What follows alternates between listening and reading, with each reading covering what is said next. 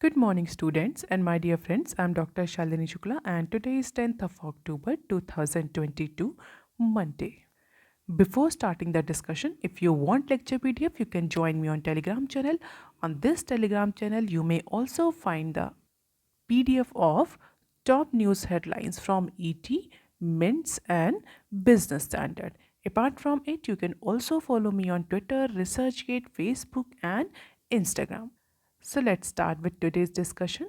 Motivation of the day is the sun himself is weak when he first rises and gathers strength and courage as the day gets on. आज के news analysis में हम ये सारे news articles cover करेंगे। तो देख लेते हैं आज का पहला न्यूज़ आर्टिकल क्या है, जो कि बिजनेस स्टैंडर्ड के पेज नंबर 1 पर दिया हुआ है। और इसके ही साथ ही हम पेज नंबर 2 और पेज नंबर 4 पर दिया हुआ एक और आर्टिकल या 2 और आर्टिकल्स कवर करेंगे। तो देख लेते हैं आज का पहला article, centre looks to cut non priority expenditure.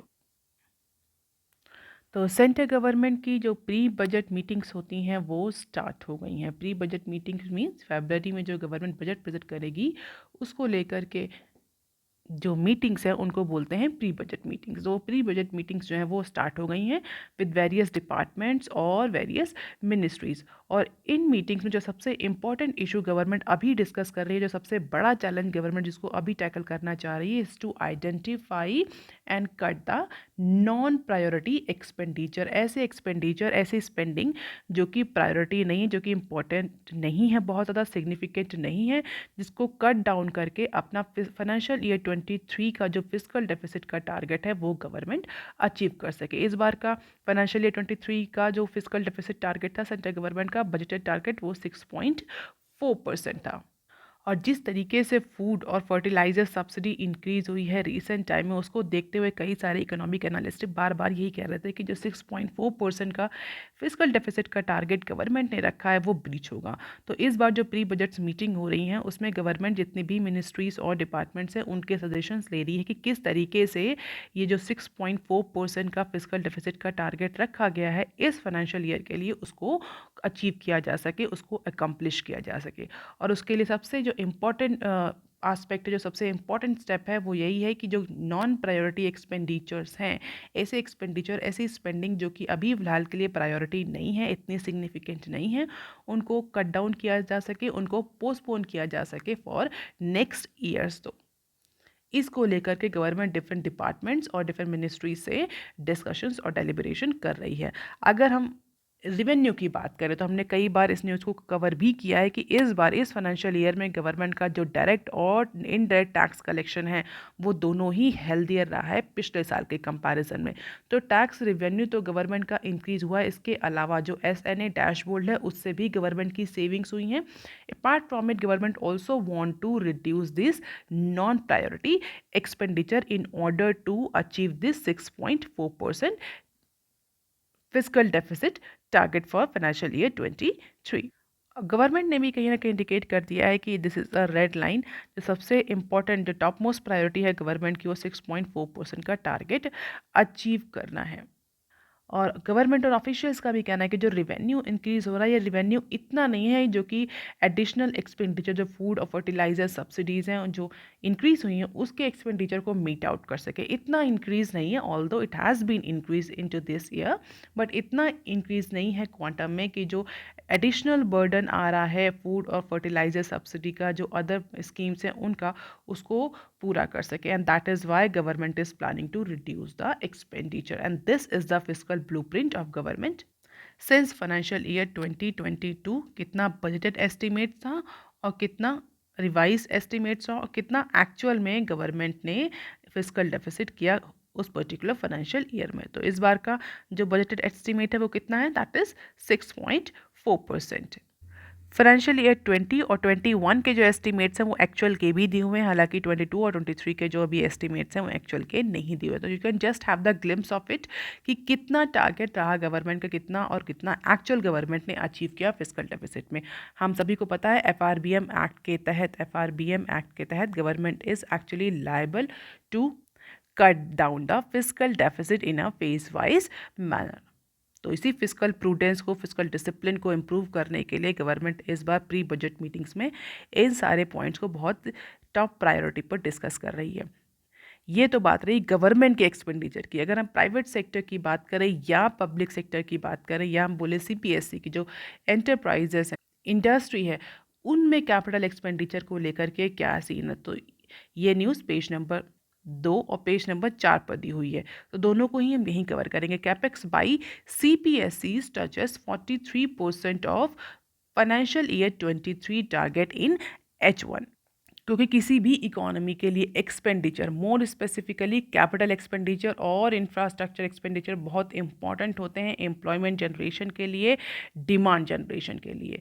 और किसी भी इकोनॉमी में अगर कैपिटल एक्सपेंडिचर होने हैं या गवर्नमेंट एक्सपेंडिचर होना, तो इसका मतलब यही होता है, या एक सिंपल टर्म में इसका इंडिकेशन यही होता है कि वो इकोनॉमी जो है वो ग्रो कर रही है, ग्रोथ के पाथ पर है।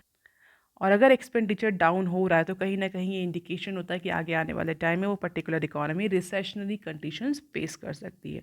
तो अगर हम बात करें सेंट्रल पब्लिक सेक्टर एंटरप्राइजेस की, जिसको हम शॉर्ट फॉर्म में सीपीएससी बोलते हैं, तो सीपीएससी का जो कैपिटल एक्सपेंडिचर रहा है, जो कैपिटल एक्सपेंडिचर का टारगेट रहा है, वो इस साल के फाइनेंशियल ईयर के हाफ, यानी H1 मीन्स जो half, first half of that particular financial year, और H2 means is the second half, यानी 6 मंथ, जो इनिशियल 6 मंथ हैं उसका अगर डेटा कंपाइल करें तो जो कैपिटल एक्सपेंडिचर रहा है सेंट्रल पब्लिक सेक्टर एंटरप्राइजेस का, वो टारगेट का अप्रॉक्सीमेटली 43% रहा है। What is the annual target? Approximately 6.62 trillion का capital expenditure central public sector enterprises को बोला गया था या टारगेट दिया गया था इस फाइनेंशियल ईयर में। तो उसका 43% अप्रॉक्सीमेटली H1 टाइम पीरियड में सेंट्रल पब्लिक सेक्टर एंटरप्राइजेस या CPSCs ने टच कर लिया है, जो कि पिछले साल के कंपैरिजन में, पिछले साल के टारगेट के कंपैरिजन में ज़्यादा है। पिछले साल कितना था? पिछले साल इसी सेम पीरियड में अप्रॉक्सीमेटली 37% या 37% का टारगेट सीपीएससीज ने अचीव किया था। So now CPSEs are bridging the gap, they are actually increasing their capital expenditure as per their targets. और ये सडन जो एम्फेसिस सीपीएससीज दे रही हैं कैपिटल एक्सपेंडिचर को, ऐसा क्यों हो रहा है? क्योंकि जो मेमोरेंडम ऑफ अंडरस्टैंडिंग साइन हुआ है between government and public sector undertakings, उसमें कैपिटल एक्सपेंडिचर एक बहुत इंपॉर्टेंट पैरामीटर है पब्लिक सेक्टर अंडरटेकिंग्स की परफॉर्मेंस को मेजर करने के लिए। And that is why this year public sector undertakings और सेंट्रल पब्लिक सेक्टर अंडरटेकिंग्स और enterprises are focusing more on their capital expenditure. अब देख लेते हैं next, telecom share in overall capex में राइज ऑन 5G पुश। वो तो बात रही गवर्नमेंट और सेंट्रल PSCs की।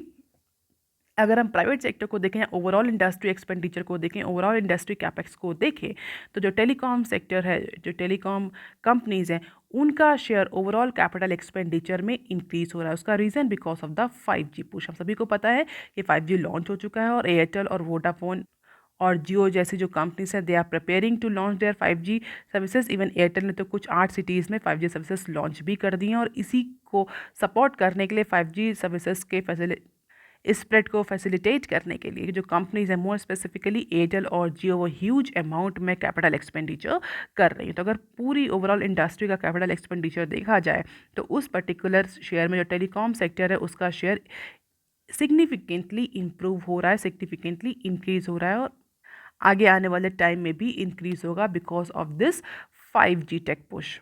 So as per the recent data, the telecom and the digital sector witnessed the biggest increase in its share in overall capital expenditure across the industries in past 5 years. पिछले last 5 सालों से approximately 9% से लेकर के 17% का increase देखने को मिल रहा है टेलीकॉम कंपनीज के कैपेक्स में, और यही पैटर्न आगे आने वाले नेक्स्ट 5 ईयर्स तक भी रहेगा, क्योंकि कंपनीज जो हैं वो 5G सर्विसेज के स्प्रेड को इम्प्रूव करने के लिए बहुत सारे इंफ्रास्ट्रक्चर और कैपिटल एक्सपेंडिचर करेंगे। And this is the spending all the way oil, red bar indicates the oil and gas capital expenditure, yellow indicates the telecom, blue indicates the metal and mining, this dark yellow indicates the utilities, green indicates the automobiles, and this grey bar indicates और grey part indicates the other sector. ये है 2013 से 17 का expenditure, और ये है 2018 से 2022 तक। हम देख सकते हैं 19 से लेकर के 17% इंक्रीज हुआ है। सिग्निफिकेंट इंक्रीज देखने को मिल रहा है टेलीकॉम कंपनीज के शेयर में। अब देख लेते हैं article number 4 that is given on page number 4 of business standard, और इसके साथ ही हम एक और आर्टिकल कवर करेंगे जो पेज नंबर 6 पर दिया हुआ है।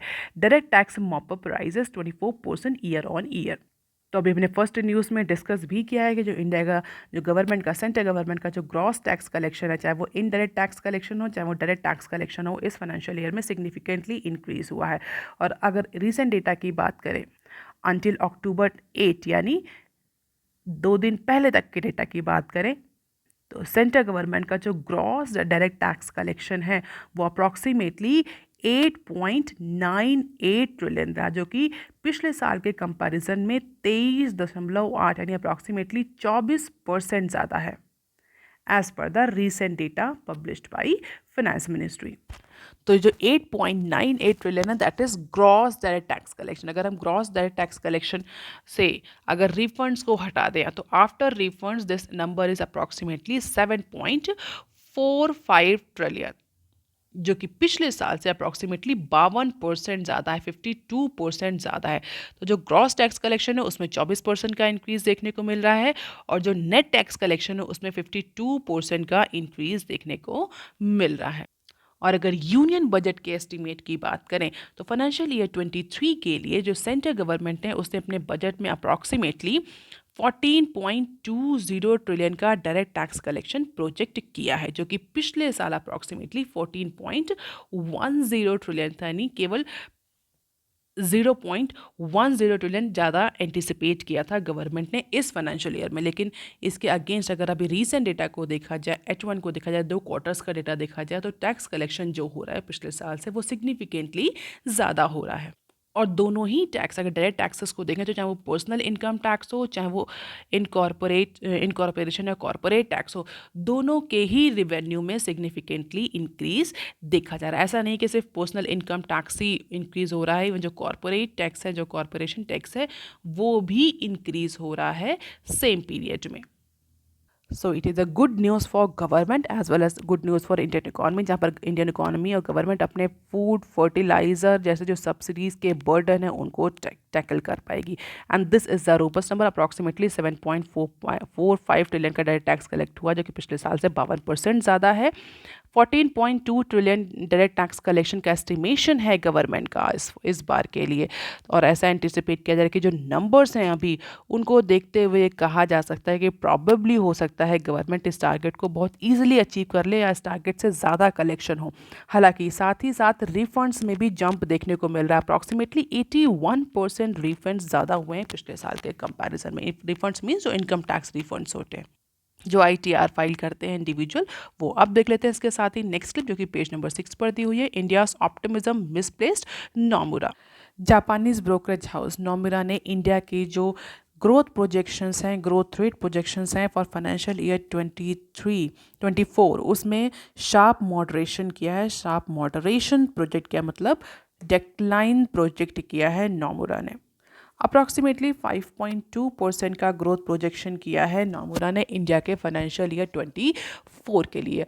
और नोमुरा के अकॉर्डिंग अगर हम बात करें तो नोमुरा ने यह भी कहा है कि जो इंडियन ऑफिशियल्स हैं, इंडियन पॉलिसी मेकर्स हैं, इंडियन इकोनॉमिस्ट हैं, दे आर मोर ऑप्टिमिस्टिक और they are misplaced optimistic about the country's growth prospects. It means कि ऑप्टिमिज्म जो है वो बहुत ज़्यादा है। अदर जो अगर हम इंस्टीट्यूशंस को देखें या रेटिंग एजेंसीज को देखें तो उन्होंने भी ज़्यादा प्रोजेक्शंस किए नोमुरा से for financial year 24। Financial year 24 के जो इंडिया के प्रोजेक्शंस है वो नोमुरा से ज़्यादा हैं। रिसेंटली गवर्नमेंट ने और रिजर्व बैंक ऑफ इंडिया ने अप्रॉक्सीमेटली 7% का प्रोजेक्शन किया है फाइनेंशियल ईयर 24 के लिए। उसको देखते हुए ही नोमुरा ने यह बात कही है कि जिस तरीके से ग्लोबल सिनेरियो चल रहा है, जिस तरीके से एक्सटर्नल सिचुएशंस हैं, एक्सटर्नल इम्बैलेंसेस हैं, इंडियन इकोनॉमी अप्रॉक्सीमेटली 5.2% के ग्रोथ रेट से ग्रो करेगी इन फाइनेंशियल ईयर 24। अब देख लेते हैं article number 6 that is given on page number 6 of business standard. India UK FTA talks face deadlock over data in final stages. इससे पहले की न्यूज़ एनालिसिस में भी हमने डिस्कस किया था, जहां पर यूके के जो सेक्रेटरी हैं उन्होंने ये भी बोला था कि इंडिया और यूके के बीच में जो एफटीए साइन हो रहा है, जो एफटीए नेगोशिएट हो रहा है, वो एफटीए फ़िलहाल के लिए रुक सकता है on the issue of migration. Labour migration को लेकर के जो इश्यूज़ हैं उसकी वजह से इंडिया और यूके के बीच में जो फ्री ट्रेड एग्रीमेंट डिस्कस हो रहा है उस पर डिले हो सकता है। उसके बाद से इंडिया और यूके के एफटीए को लेकर के बहुत ज़्यादा स्पेकुलेशंस देखने को मिल रहे थे, सुनने को मिल रहे थे।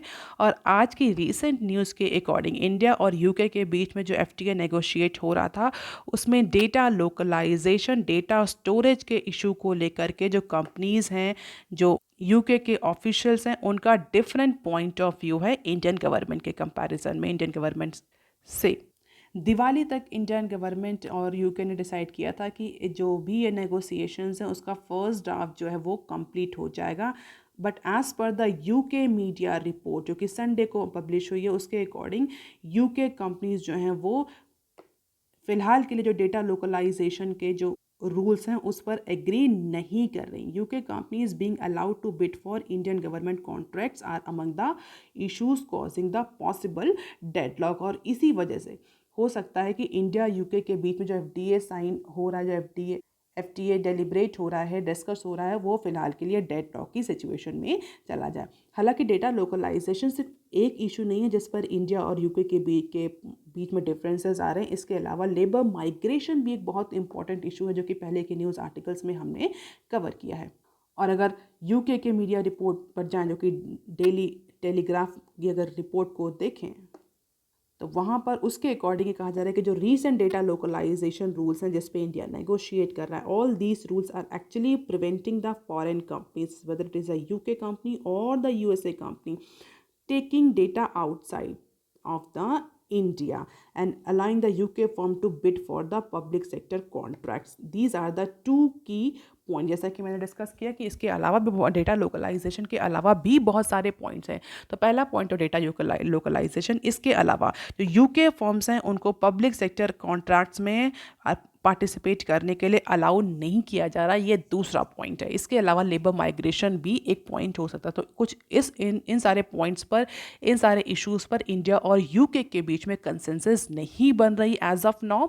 और ऐसा कहा जा रहा है कि इसी कंसेंसस ना बनने की वजह से फ़िलहाल के लिए जो इंडिया यूके का जो ट्रेड नेगोशिएशन है, एफटीए नेगोशिएशन है, वो डेडलॉक पर जा सकता है। तो जो दिवाली में फर्स्ट ड्राफ्ट कंप्लीशन आने वाला था वो अभी शायद इस बार नहीं आ पाएगा as per the UK media report. और इवन हो सकता है कि ये जो डील है ये और ज़्यादा टाइम ले। तो जो लाइकली आउटकम एंटिसिपेट किए जा रहे थे पर्टिकुलर डेट पर, वो फ़िलहाल के लिए मटेरियलाइज होते हुए नहीं दिख रहे। और यूके के जो कई सारे न्यूज़ चैनल्स हैं, उनके डिपार्टमेंट्स हैं, उनकी मिनिस्ट्रीज़ हैं, उन्होंने भी यही बोला है कि ये जो डील है ये फ़िलहाल के लिए स्टक है, लेकिन इसका मतलब ये नहीं कि ये आगे रिज्यूम नहीं हो सकती, प्रोवाइडेड दैट इंडिया जो है वो हमारे इंटरेस्ट को, यूके के इंटरेस्ट को भी प्रायोरिटी दे। तो कहीं ना कहीं department of trade, international trade और अदर जो एजेंसीज़ हैं यूके की, जो अदर मीडिया हैं, उन्होंने बोला है कि FTA would be agreed only if it fits the UK interest. और अगर ये यूके के इंटरेस्ट को फिट नहीं किया तो ये फ़िलहाल के लिए हम बहुत ज़्यादा कीन नहीं है, we are not very keen for signing this FTA with India. तो इस तरह के न्यूज़ को देखते हुए हम ये कह सकते हैं कि फ़िलहाल के लिए इंडिया और यूके के बीच में जो एफटीए, जो बहुत ज़्यादा डिस्कस्ड एफटीए था, वो फ़िलहाल के लिए डेडलॉक की पोजीशन पर पहुंच गया। अब देख लेते हैं some other news clip. India Inc earning to shrink. तो जुलाई सितंबर क्वार्टर यानी सेकेंड क्वार्टर की अगर हम बात करें, फाइनेंशियल ईयर 23 के सेकेंड क्वार्टर को देखें तो उसके अकॉर्डिंग जो इंडियन आईएनसीज में, जो इंडियन कंपनीज जो उनकी अर्निंग्स में कंटिन्यूसली इंक्रीज देखने को मिल रहा था, वो पीरियड ख़त्म हो सकता है as per the recent data. तो पैंडेमिक के बाद से जो इंडियन कंपनीज थे उनके जो अर्निंग्स थी, नेट सेल थी, नेट अर्निंग्स थी, उसमें हमें कंटिन्यूसली इंक्रीज देखने को मिल रहा था। बट अगर क्वार्टर 2 का डेटा देखें, इस फाइनेंशियल ईयर के क्वार्टर 2 का डेटा देखें, तो जो अब इंडियन कंपनीज हैं उनकी सेल फॉल होना शुरू हो चुकी है, उनकी अर्निंग्स फॉल होना, कॉर्पोरेट प्रॉफिट जो है वो फॉल होना शुरू हो चुके हैं। And most of the brokerage houses expect a contraction in a corporate earning and a moderation in a revenue growth for quarter 2 of financial year 23. So let us see how Indian INCs will overcome with this situation. अब देख लेते हैं next clip, slow down alert wants Zoho chief. तो Zoho corporation के जो founder हैं, जो chief executive officer है मिस्टर श्रीधर, उन्होंने भी वार्न किया है कि जो अपकमिंग टाइम पीरियड है वो रिसेशन का हो सकता है।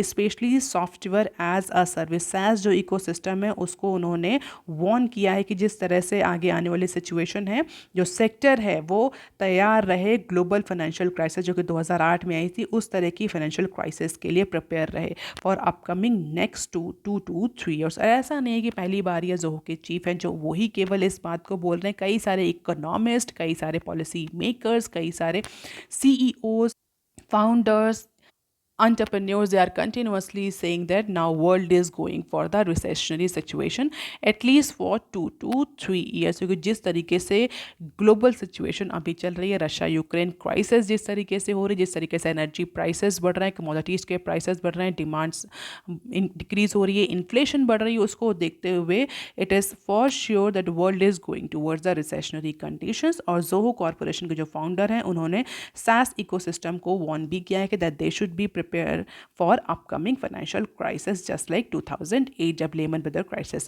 की सिचुएशन आई थी। अब देख लेते हैं next clip, demand for gig workers jumps like never before to meet the surging demand. जो ई-कॉमर्स कंपनीज हैं उन्होंने approximately 3 lakh gig workers hire करें। फेस्टिव सीजन में डिमांड बढ़ने वाली है, हम सब ने डिस्कस कई बार किया है कि जो फेस्टिवल सीजन होते हैं इंडिया में उसमें डिमांड जो होती है वो ह्यूज होती है, चाहे वो कंज्यूमर ड्यूरेबल्स हो, चाहे वो FMCG हो, टेक्सटाइल हो, आप कोई भी सेक्टर हो, अप्रॉक्सीमेटली सभी सेक्टर्स में जो डिमांड होती है वो इंक्रीज होती है और कंपनीज फेस्टिवल सीजन में डिमांड को फुलफिल करने के लिए पहले से तैयारी करना शुरू करती हैं। अगर ई-कॉमर्स कंपनीज की बात करें तो ई-कॉमर्स कंपनीज में भी बूस्ट एंटिसिपेट किया जा रहा है फेस्टिवल सीजन में, जिसके लिए ई-कॉमर्स कंपनीज ने अप्रॉक्सीमेटली 3 लाख नए गिग वर्कर्स हायर करे हैं और अप्रॉक्सीमेटली 5 लाख नए जो जॉब्स हैं वो जनरेट हो रहे हैं because of this festival season according to the TeamLease report. तो टीम लीश रिपोर्ट के अकॉर्डिंग जो फेस्टिवल सीजन है उसमें अप्रॉक्सीमेटली 3 लाख कॉन्ट्रेक्चुअल जॉब्स और टोटल 5 लाख जॉब जनरेट होंगी। और अगर हम गिग वर्कर को देखें तो this is the first time in Indian history की इतने ज़्यादा अमाउंट में गिग वर्कर्स की हायरिंग हुई। अप्रॉक्सीमेटली 40% इंक्रीज इन डिमांड देखा जा रहा है। गिग वर्कर्स की जो डिमांड है Tier 2 और Tier 3 सिटीज़ में 40% तक इंक्रीज हुई है as per the TeamLease report. तो रिटेल, ई-कॉमर्स, लॉजिस्टिक, ट्रांसपोर्टेशन, इन सारे सेक्टर्स में जो गिग वर्कर्स हैं उनकी डिमांड सिग्निफिकेंटली इंक्रीज हुई है in order to meet out the festival seasons expectation. अब देख लेते हैं next clip, the making of E-Rupee। तो basically this is an infographics जहाँ पर सेंट्रल बैंक जो हैं जो डिजिटल करेंसी लॉन्च करने को जो अपने स्टेप्स हैं, जो फेज़ है, जो अनाउंसमेंट है, उसको लेकर के बिजनेस स्टैंडर्ड ने बहुत सारी इन्फॉर्मेशन कलेक्ट करी और उसको एक इन्फोग्राफिक के फॉर्म में प्रेजेंट किया कि अभी तक कितने जो कंट्रीज़ हैं जहाँ पर सेंट्रल बैंक जो उस पर्टिकुलर कंट्री के डिजिटल करेंसी लॉन्च को लेकर के अनाउंसमेंट कर चुके हैं या अपना इंटरेस्ट शो कर चुके हैं। तो अप्रॉक्सीमेटली 60 ऐसे सेंट्रल बैंक्स हैं जिन्होंने इंटरेस्ट शो किया है CBDC में। अप्रॉक्सीमेटली 10 कंट्रीज़ ऐसे हैं जो ऑलरेडी अपनी डिजिटल करेंसी लॉन्च कर चुके हैं। 105 ऐसे कंट्रीज़ हैं, number of countries which cover 95% of global GDP are in the process of exploring the digital currency option. India में भी RBI ने ई-करेंसी या CBDC के लॉन्च को अनाउंस किया था, हमने कई बार उस न्यूज़ को कवर भी किया है। तो जैसा कि मैंने कि 60 कंट्रीज़ अनाउंस कर चुके हैं जिसमें से 10 कंट्रीज़ जो हैं वो ऑलरेडी लॉन्च कर चुके हैं CBDC। 17 कंट्रीज़ जो हैं जैसे कि including in China, south Korea, वो अपनी पायलट स्टेज में हैं टेस्टिंग की, अपनी जो डिजिटल करेंसी है उसको की पायलट टेस्टिंग कर रहे हैं फिलहाल के लिए, अभी फुल फ्लैश लॉन्च नहीं हुआ है। And this is the percentage increase in the value of bank notes. 2021 से लेकर के 2022 तक कितना इंक्रीज देखने को मिला है नोट के सर्कुलेशन में। तो हम देख सकते हैं 16% से लेकर के 9%, यानी डिक्रीज हो रहा है करेंसी का सर्कुलेशन, बैंक नोट्स का circulation over the period of time. क्यों? क्योंकि डिजिटल ट्रांजैक्शन, डिजिटल करेंसी जो है वो उसका प्लेस ले रही। इस तरह से बहुत सारी इन्फॉर्मेशन दी हुई है, can just have the glimpse of it in order to understand what are the advantages of this e currency, what is the progress, how other countries are doing, how what are the challenges that are associated with the digital currency और e rupee. You can just have the glimpse of it, बहुत ज़्यादा याद करने की ज़रूरत नहीं है इसको। आप देख लेते हैं next clip, Fed expected to go for 175 BP hike then pause. तो फेडरल जो रिजर्व है यूएस का जो सेंट्रल बैंक है वो कंटिन्यूसली पॉलिसी रेट हाइक पर जा रहा है, जिसका इम्पैक्ट हमें इंडिया के स्टॉक मार्केट पर और इंडिया के इन्फ्लेशन पर, इवन ग्लोबल लेवल पर भी देखने को मिल रहा है। और as per the recent information, जैसा एंटिसिपेट किया जा रहा है कि जो फेडरल रिजर्व है वो अप्रॉक्सीमेटली 175 बेसिस पॉइंट तक के हाइक करेगा इंटरेस्ट रेट में, और इसके बाद थोड़ा सा पॉज लेगा। The federal reserve is closing rank around the goal of quickly raising their benchmark interest rate around 4.5%, approximately 4.5% का इंक्रीज होगा, और इसके लिए 175 बीपीएस का इंक्रीज करना पड़ेगा। प्रॉबली इतना इंक्रीज करने के बाद हो सकता है कि जो फेडरल रिजर्व है वो नेक्स्ट ईयर तक के लिए पॉज कर जाए। So in order to control the inflation, it is clearly anticipated कि जो फेडरल रिजर्व है वो अभी फिलहाल के लिए और ज़्यादा पॉलिसी रेट हाइक पर जाएगा। तो इसके लिए जो इकोनॉमीज़ हैं, स्पेशली जो इमर्जिंग इकोनॉमीज़ हैं, they should be prepared for it. That is all for today, students. If you want lecture PDF, you can join my Telegram channel. You can also follow me on Twitter, Facebook, and Instagram. Apart from it, if you have any query or suggestion, you can write on comment section below. Please like, share, and subscribe. Thank you. Have a nice day.